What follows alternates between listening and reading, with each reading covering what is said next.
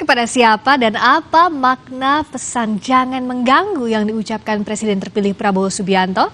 Kita bahas bersama Wakil Ketua Umum Partai Gerindra Habibur Rahman dan politisi PDI Perjuangan Chiko Hakim. Selamat malam Bang Habib, Mas Chiko. Selamat malam, Assalamualaikum. Waalaikumsalam warahmatullahi wabarakatuh. Saya ke Bang Habib dulu. Sebenarnya yang disampaikan Pak Prabowo jangan ganggu itu kalau dalam konteks pemerintahan apa sih? Karena kan kalau bilang jangan ganggu ini kan subjektif. Misalnya yang di luar pemerintahan memberikan kritik keras itu dianggapnya mengganggu atau tidak? Gimana Bang Habib?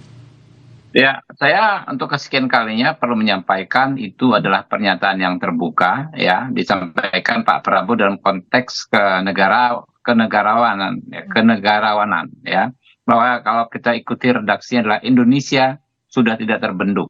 Artinya semangat ya dan tekad Pak Prabowo untuk membawa Indonesia maju ke depan sama seperti negarawan-negarawan lainnya sudah sangat bulat. Dan bagi yang tidak ingin bekerja sama dalam konteks state ya, bukan dalam konteks pemerintahan, silahkan nggak ada masalah, tetapi jangan mengganggu. Menurut saya itu tidak pernyataan yang betul-betul normatif. Jadi orang ingin bergabung, berjuang dalam konteks negara ya, dipersilahkan ya. Tidak mau bergabung pun nggak ada masalah ya. Kerjasama itu kan bukan berarti dalam pemerintahan. Bukan berarti hanya berkoalisi di dalam satu pemerintahan. Bukan berarti misalnya mendapatkan menteri atau jabatan menempatkan kadernya di jabatan tertentu. Bukan harus seperti itu. Di luar pemerintahan pun ya, sebagaimana yang dipraktekkan selama ini oleh partai-partai politik di Indonesia, itu termasuk dikategorikan kerjasama. Menyampaikan kritik, ya, menyampaikan masukan, menyampaikan perbedaan pendapat, itu bukanlah gangguan. Ya, itu adalah bagian dari dinamika demokrasi dan itu keniscayaan yang memang ada di alam demokrasi. Pak Prabowo sudah 20 tahun berpartai ya, sudah 20-an tahun lebih berarti ada di alam demokrasi, mendirikan partai yang mana partai kami besar juga karena kritikan, karena masukan dari pihak-pihak yang berbeda pendapat. Nah, kami mengapresiasi dan setuju 100% dengan yang disampaikan tokoh bangsa Pak Ganjar Pranowo barusan disampaikan. Ya. Sangat cerdas ya. Saya pribadi salut dan bangga dengan beliau mengatakan bahwa bisa saja yang mengganggu dari dalam. Itu benar-benar poin yang saya pikir sangat-sangat berarti ya. Bisa saja memang ada orang yang secara lisan mengatakan akan gabung dalam perjuangan ya, mencapai tujuan membebaskan rakyat dari kelaparan. Tapi nggak sejalan di dalam gitu ya. Tetapi justru berkhianat dengan melakukan tindakan-tindakan yang bertentangan dengan nilai-nilai perjuangan tersebut. Misalnya korupsi. Itu benar-benar disampaikan oleh Pak Ganjar Pranowo. Dan yang di luar, ya, yang di luar pemerintahan maksudnya ya, bukan yang tidak bekerja sama, yang di luar pemerintahan, bisa juga malah justru pihak yang membantu. Membantu apa? Dengan memberikan masukan yang kritis, ya. Masukan memberikan informasi dari sisi luar ya, bahwa ada hal-hal yang kurang tepat, ada hal-hal yang kurang maksimal dilakukan oleh pemerintahan. Itu bukan mengganggu, itu membantu. Nah, jadi sebetulnya ini nggak ada masalah. Saya optimis juga nggak akan ada masalah, baik dengan elit-elit lain maupun dengan partai-partai politik termasuk dan terutama PDI Perjuangan. Jadi kalau dari Gerindra bilang ini nggak ada masalah kok. Kalau dari PDIP melihat secara teks dan konteks, apakah ada masalah dengan pernyataan jangan mengganggu atau bisa jadi bias dalam praktik pemerintahan nanti, Mas Chiko? Mas Chiko, tolong di-unmute dulu. Jadi gini, kalau kita mendengarkan penjelasan dari Bung Habibur Rahman, tentu itu tidak menjadi masalah, ya kan? Kalau penjelasannya begitu elaboratif, begitu komprehensif. Namun tentu memang ada menerjemahkan apa yang disampaikan Pak Prabowo ini memang karena kutipannya begitu pendek, ya wajar-wajar saja ada salah paham. Nah, kita akan membahas apabila yang disampaikan nama Pak Prabowo itu bukan seperti yang dimaksud Bung Habibur Rahman, tapi tentunya memang sebenarnya itu yang dimaksud Pak Prabowo apalah yang disampaikan oleh Bang Habibur Rahman. Tapi masalah adalah kalau kita bicara dalam sebuah sistem demokrasi yang sehat, Tidak boleh ada penonton yang pasif, siapapun yang dimaksud sebagai penonton. Saya merasa orang yang berada di luar pemerintahan, partai politik yang berada di luar pemerintahan, baik juga itu menjadi bagian dari parlemen atau di luar parlemen, seperti masyarakat sipil, seperti masyarakat biasa, masyarakat di akar rumput. Saya rasa semua mempunyai channel-channel tersendiri untuk menyampaikan kritik dan pesan dan aspirasi untuk pemerintahan yang berjalan. Nah, ini yang kita harapan kita, bukan itu yang menjadi kata-kata jangan mengganggu. Nah, ini harapan-harapan yang kita sebagai insan demokrasi tentunya ke depan pemerintahan yang akan dibentuk juga tetap menjunjung tinggi nilai demokrasi tersebut. Nah, tetapi kalau kita bicara soal gotong royong, kita bicara soal kerjasama, sesungguhnya tidak berada di dalam pemerintahan pun adalah suatu kerjasama, suatu gotong royong yang artinya sama-sama membangun negeri ini bersama-sama untuk menciptakan iklim demokrasi yang sehat dan juga checks and balances. Kita selalu mengatakan gitu ya, kalau kita lihat ada orang jahat gitu kan, kita selalu bilang semua orang itu terlahir baik atau semua orang awalnya selalu mempunyai niat baik, betul. Dan apa yang merusak niat baik itu kadang-kadang apa? Lingkungan itu tadi, ya kan? Iman yang lemah, ya kan? Terus gangguan-gangguan, cobaan-cobaan, nah itu.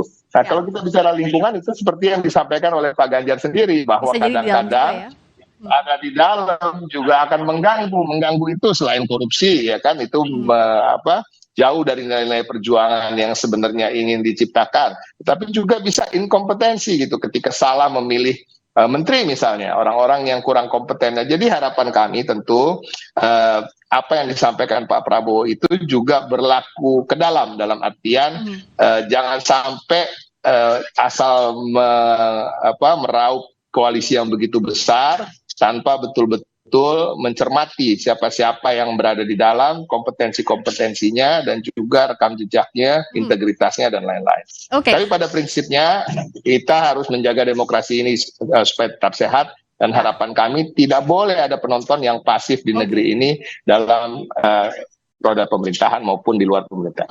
Agar jangan ada tafsir bahwa penonton yang dimaksud ini adalah dalam konteks pasif menjaga checks and balances. Bang Habib, apa yang dijaminkan? Termasuk juga tadi pengamat dari peneliti ISEAS bilang jangan sampai ada diksi seperti Orde Baru. Jadi pasif, tidak boleh ada kritik seperti yang ditakutkan. Bagaimana untuk membedakan ini, Bang Habib, dalam konteks state maupun good governance? Ya, demokrasi kita memberikan hak kepada pengamat seperti tadi ya Pak Made juga untuk menyampaikan pendapat yang menurut saya juga tidak demokratis. Jadi demokrasi memberikan ruang kepada orang yang tidak demokratis dalam melakukan judgement kepada orang lain. Itu hak. Nanti rakyat yang menilai. Dia tadi katakan kan dejavu. Apanya yang dejavu? Dengan Orde Baru lagi dikaitkan dengan Orde Baru. Partai Gerindra partai yang dibangun susah payah di dalam sistem demokrasi. Kami meraih kursi demi kursi, menambah kursi demi kursi setiap 5 tahun dengan keringat dan darah demokrasi. Kurang lebih begitu ya, karena kami memenangkan hati rakyat. Begitu juga partai-partai politik yang lain. Ya. Lalu kalau kita menilai statement seseorang, ya, tempat paling tepat untuk mengkonfirmasi adalah tempat di mana statement tersebut berasal. Saya adalah juru bicara resmi. Dalam berbagai kesempatan saya sudah sampaikan pernyataan seperti ini. Yang kedua, dalam menilai pernyataan seseorang, kita harus melihat histori, ya, latar belakang sejarah. Apakah itu pernyataan yang baru? Nah, kalau saya, ya, coba teman-teman nanti cek ya. Saya sendiri sering menyaksikan Pak Prabowo sejak beberapa belas tahun terakhir sering sekali menyampaikan pernyataan yang serupa. Sejak 2009, dia baik di forum-forum internal partai kami maupun di arena-arena kampanye.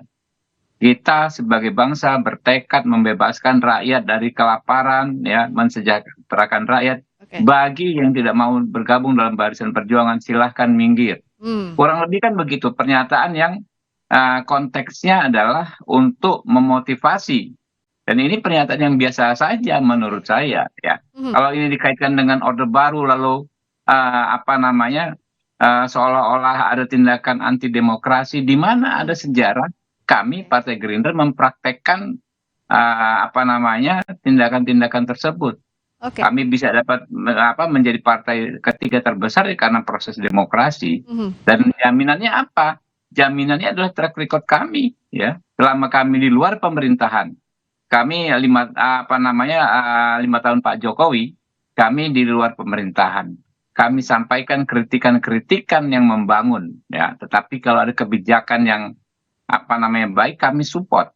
Begitu juga ketika 5 tahun periode kedua Pak Jokowi, kami sebaliknya ada di dalam pemerintahan, Oke. ya kami support. Tetapi ketika ada ya kebijakan-kebijakan yang kurang tepat, kami tetap menyampaikan kritik kepada pemerintahan itu sendiri. Coba cek ya, di 11 komisi DPR ya, Ya. periode 2019 sampai 2024.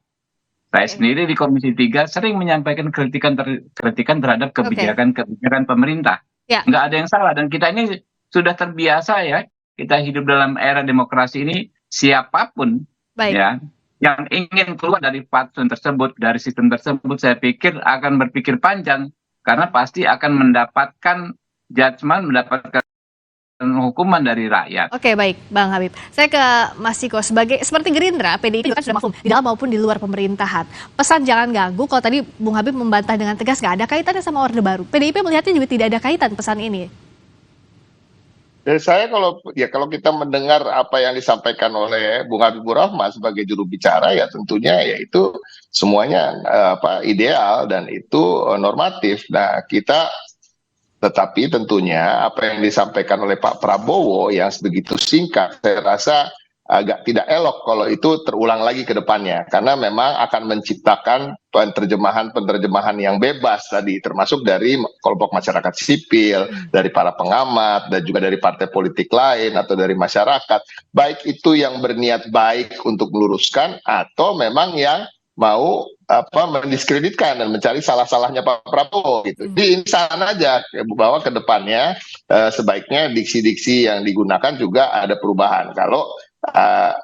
Kalau enggak, akhirnya Bang Habibur Rahman akan terlalu panjang kan, harus menjelaskan lagi, dan penjelasannya sangat masuk akal menurut saya. Nah, tapi pada prinsipnya tadi saya ulangi lagi, kalau bicara soal demokrasi, tentunya harapan kita membangun bangsa dan negara ini semuanya bersama-sama, termasuk yang berada dalam pemerintahan, di luar pemerintahan, masyarakat sipil yang let's say sudah mendeklarasikan untuk beroposisi atau siap untuk selalu mengkritik, itu juga bahu-membahu dalam membangun bangsa. Nah, kalau kita bicara yang mengganggu justru adalah lebih pasti bisa mengganggu, yaitu justru kemungkinan dari dalam, karena mensabotase baik sengaja maupun tidak sengaja gitu. Kalau sudah seakan-akan sudah setuju dengan visi misi presiden, tetapi ketika di dalam, wah nggak setuju gitu, memaksakan visi misi yang berbeda gitu, itu satu, ya kan? Atau kompetensinya kurang sebenarnya, tapi dipaksakan untuk menjadi pejabat-pejabat dalam pemerintahan. Begitu juga korupsi tadi sudah disampaikan oleh Pak Ganjar. Nah, ini banyak hal yang memang justru yang dari luar bisa menjadi kontrol dari orang-orang yang bisa mengganggu dari dalam.